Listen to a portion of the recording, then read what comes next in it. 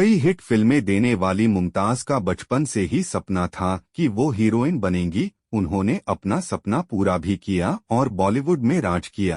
कहा जाता है ना कि हमारे हिस्से खुशियां और गम दोनों ही लिखे होते हैं, ऐसा ही कुछ मुमताज के साथ भी हुआ। मशहूर अभिनेत्री मुमताज को कैंसर हो गया था और फिर उन्हें पहचानना भी मुश्किल हो गया था।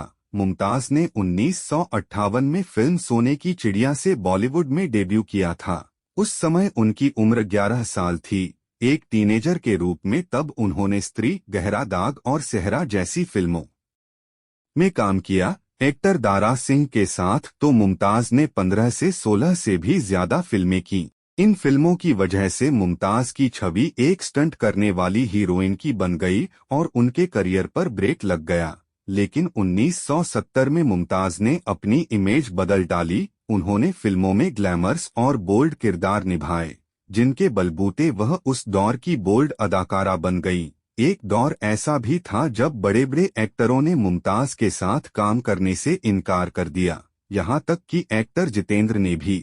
इस बारे में मुमताज ने 2012 में दिए इंटरव्यू में बताया था, मैंने अपना करियर एक सपोर्टिंग एक्ट्रेसेस के रूप में किया था। बावजूद इसके 18 साल की उम्र में मैं टॉप की हीरोइन बन गई थी।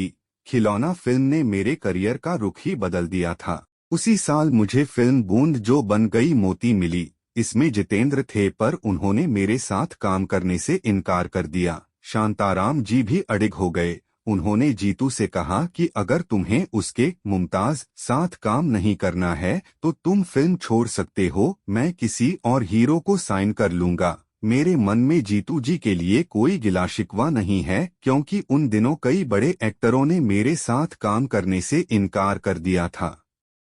वहीं मुमताज ने 2021 में बातचीत में बताया था कि उन्हें आगे चलकर उनके हीरोज का सपोर्ट तो मिला, लेकिन हीरोइनें बात तक नहीं करती थीं। मुमताज ने कहा था, वहीदा रहमान को छोड़कर कोई भी हीरोइन मुझसे बात नहीं करती थी। वो अपनी कुर्सी खींच लेती और मुझसे काफी दूर बैठ जाती, हेलो तक नहीं बोलती थीं।